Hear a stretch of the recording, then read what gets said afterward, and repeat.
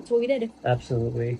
And I really felt from the Lord that even though a lot of wrong had been done to me, that I was to stand firm in the position that God had called me to and to not walk away. Right now, Susie and I are at an undisclosed location because we simply do not feel safe at our home. Now, please know that not only has Julie Roys been given all of the evidence and is writing a story that will be out soon, multiple national reporters have been given all of the evidence as of this afternoon. They should be reporting some stories that will be out in the news very shortly. We never dreamed this would be our lives. We begged God for months and months that he would take it any other route. But we have to obey in the end. And if he says, you know what, you're the ones who have to speak, it's the harder road. It would have been easy to just walk away. But if he says, I'm calling you to do this, we have to do this. And it's been a challenge, but he has led us every step of the way, and he has given us so much peace. So I just want to encourage you, even though things will look horrible and it looks like turmoil, God always sees the bigger picture. And as long as we obey him, we stand in the truth, we tell the truth, he will take us through. And I know he will, but we do need, and thank you for your prayers, because all that said, it has still been a hard journey. So thank you. Yeah, it's really been a long road of suffering, and it has not been easy, but we've stayed faithful and true to what God has.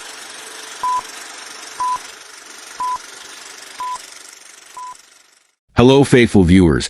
It's taken years of waiting, frustration, and silence. But now, something huge is finally happening. A real breakthrough is within reach for Baby Lamb and her family. Texas has just taken a big, bold step forward by passing a powerful new bill, House Bill 748, also known as Trey's Law. And if you've never heard it before, you're about to understand why this law could change everything. Not just for Baby Lamb, but for so many others who've suffered in silence. So what exactly is Trey's Law? At its core, it's about making sure that people who've been hurt, especially children, can speak up without being shut down. In the past, something called a non-disclosure agreement, or NDA, has been used to keep people quiet. Basically, an NDA is a legal contract that tells someone they can't talk about certain things. Sometimes that makes sense, like in business deals. But when it comes to serious things like child sexual assault, using NDAs to silence victims or their families is completely wrong. That's why this new law matters so much. Trey's Law is designed to stop the misuse of NDAs in child sexual assault cases. It says, no more hiding, no more silencing, no more protecting the powerful at the expense of the vulnerable. And for Jonathan and Susie Lamb, Baby Lamb's parents, this moment feels like a hard-fought victory. They've been in this fight for years. They've dealt with pain, secrecy, and what many people believe was an intentional effort to cover up what really happened to their daughter. And now, the law is finally catching up to the truth. The bill didn't just barely pass, either. It was approved by the Texas House Judiciary and Civil Jurisprudence Committee with a perfect score, 10-0. That means every single member voted yes. That's rare, and it shows just how serious lawmakers are about protecting children from abuse and making sure victims get a chance to be heard. Here's where things get even more intense. Some insiders from within the Daystar network, the Christian media company founded by Marcus and Joni Lamb, have come forward with claims. They allege that Joni Lamb and the Daystar network might have been using NDAs to stop people from coming forward with information related to Baby Lamb's case. These aren't just wild accusations.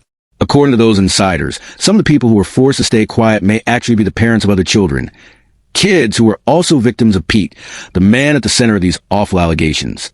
And here's something that really shocked a lot of people. Many of those parents went to the same church where Pete worked, Gateway Church. That means they were part of the same spiritual community and possibly silenced by the same system that should have protected them. But with the passage of Trey's Law, things are changing. These NDAs that may have been used to cover up abuse, they can no longer legally be used in Texas child sexual assault cases. That means victims and their families can speak up without fear of legal consequences. They don't have to stay quiet anymore. And that's a huge win, not just legally, but emotionally and spiritually, for every survivor who's ever been told to stay silent. During the hearings for Trey's Law, survivors of child sexual abuse showed up. They told their stories.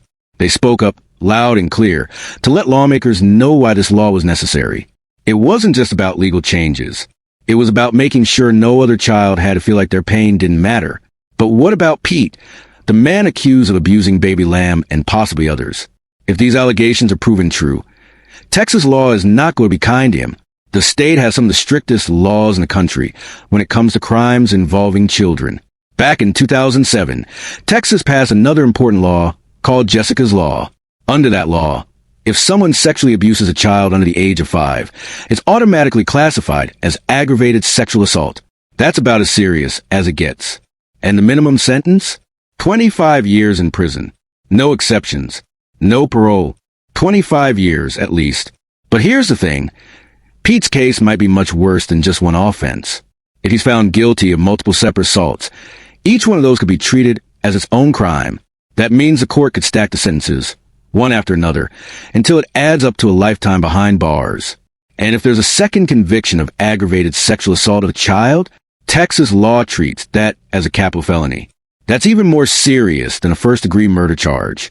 In those cases, judges often hand down life sentences without the possibility of parole. That means Pete could spend the rest of his life in prison, with no chance of ever getting out. A punishment like that would send a strong message that Texas is not going to let predators get away with hiding behind NDAs or church politics. That the system is changing. That survivors matter. Now, none of this erases the pain that Baby Lamb and her family have experienced. And passing a law doesn't suddenly fix everything. But it does mark a turning point, a sign that the voices of survivors are finally being heard, a sign that the silence is being broken, a sign that justice is still possible, even after years of waiting. It's taken bravery, determination, and a whole lot of faith to get here. And while the journey isn't over yet, Trey's law brings hope, not just to the Lamb family, but to every child who has ever been hurt and told to keep it quiet. The bill hearing for Trey's law included a powerful account from a child sexual assault survivor named Cindy Cheshire, who discussed the devastating impact NDAs had on her life. Cindy shared her experience of being assaulted by Robert Morris, the founder of Gateway Church, the same church Pete from Daystar worked.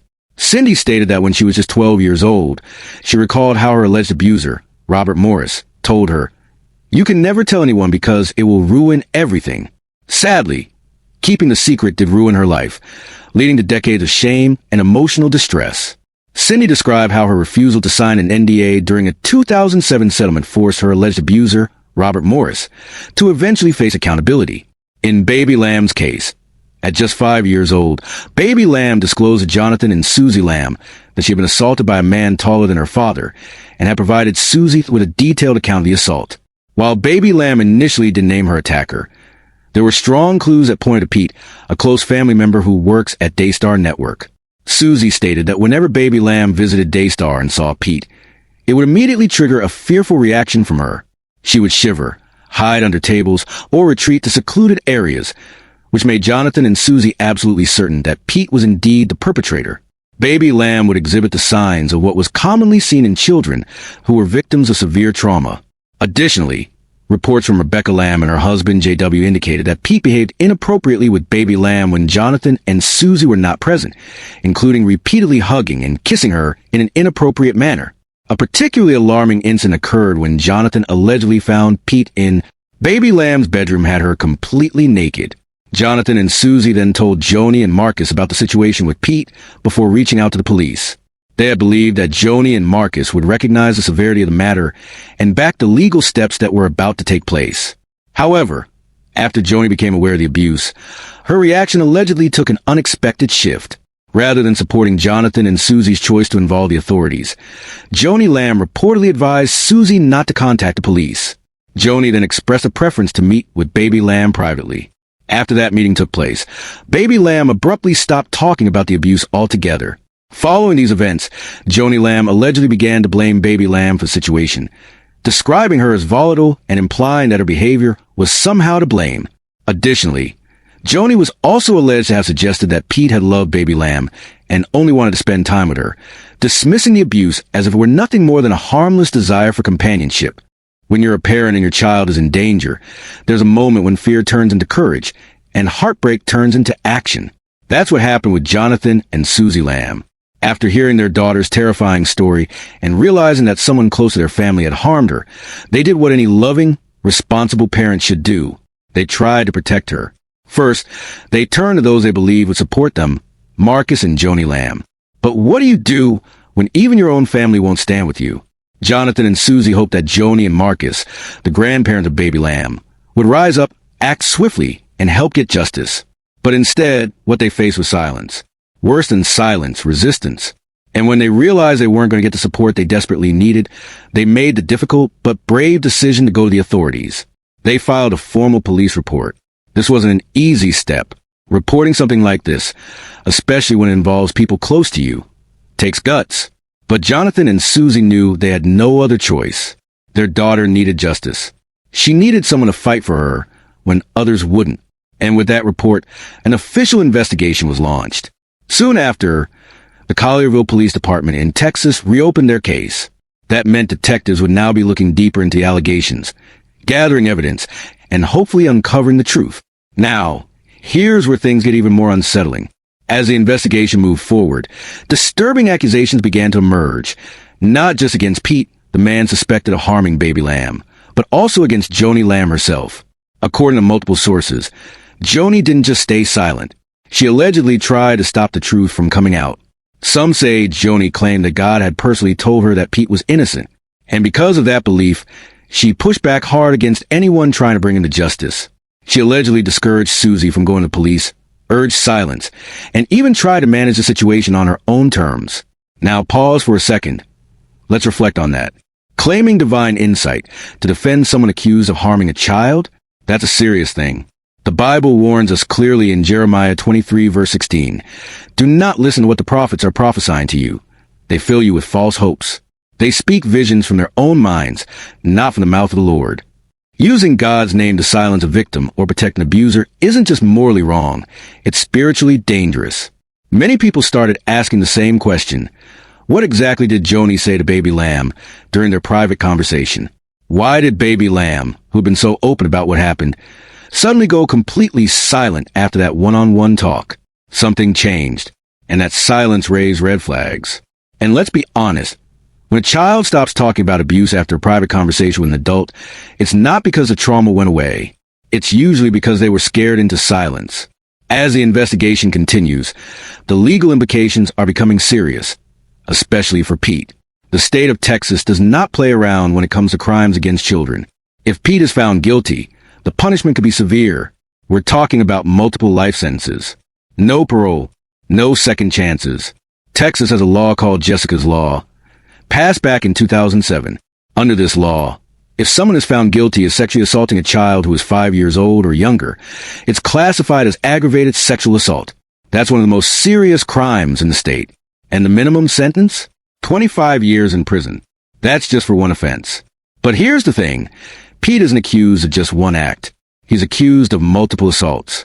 And if each of those assaults is treated as a separate crime, he could face a sentence of 99 years, or even life in prison without the chance of getting out early. Texas law doesn't stop there. A second conviction for aggravated sexual assault of a child isn't just treated as another crime.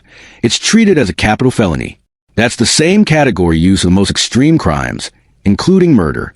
In fact, some child sexual assault cases are punished more harshly than murder because of the lifelong damage they cause.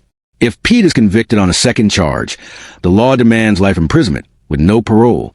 That means he would spend the rest of his life behind bars. No release, no freedom, just consequences. And rightly so, because children deserve safety. They deserve justice. And they deserve a world where adults don't get to destroy their innocence without facing the full weight of the law. But this case doesn't just affect Pete. It affects Joni too. If the allegations are true, if she really tried to cover up what happened, silence the victim and protect the accused, then she could face legal trouble herself. On top of that, her reputation could be completely shattered. We're not just talking about public embarrassment. We're talking about moral failure, spiritual betrayal, the kind that can take years to rebuild, if it ever does. And let's not forget the bigger picture. This case, and others like it, are the reason why Trey's Law was created. Trey's Law, Texas House Bill 748, is a new piece of legislation that prevents child sexual abusers from hiding behind non-disclosure agreements, NDAs. For years, victims were silenced by contracts that forced them to stay quiet. But now, the law is changing. Victims are finally getting their voices back. One of the most powerful moments during the push for Trey's Law came when a survivor of abuse at Robert Morris's church stood before lawmakers and shared her story. Her voice cracked. Her words were raw. But her testimony changed everything. It reminded everyone that these aren't just legal issues. They're human issues, heartbreaking, gut-wrenching realities that destroy lives unless we act. Luke 8 verse 17 says, "For nothing is hidden that will not be made manifest, nor is anything secret that will not be known and come to light." That verse hits home here, because for too long, abuse has been hidden behind church walls, powerful names, and legal paperwork. But not anymore. Trey's law means that those dark secrets won't stay buried. The truth will come out, and justice will follow. Right now, Baby Lamb's story is still unfolding. The investigation is still open. More facts may come to light. But one thing is clear. The days of covering up abuse are over. The system is changing. And while it's too late to undo what's been done, it's not too late to fight for justice, to protect others, to make sure this never happens again. If Pete is convicted, the consequences will be life-altering. Not just for him, but for everyone involved. The same goes for Joni. If it's proven that she tried to stop the truth from coming out. We want to hear what you think. What are your thoughts on Trey's law? Do you believe it goes far enough to protect victims of child sexual assault? What about the use of NDAs in churches and ministries? Should they be banned entirely in cases like this? Let us know in the comments below. And more importantly, let's not forget the heart of the story. Baby Lamb. She is still a child, still growing, still healing. Let's continue to lift her up in prayer. Psalm 34 verse 18 reminds us, "The Lord is close to the brokenhearted and saves those who are crushed in spirit." May she find peace. May she find healing. And may she never be silenced again. Thank you for watching. Please like, share, and subscribe to help us spread awareness and stand up for those who can't speak for themselves. We'll see you next time, right here, where truth matters.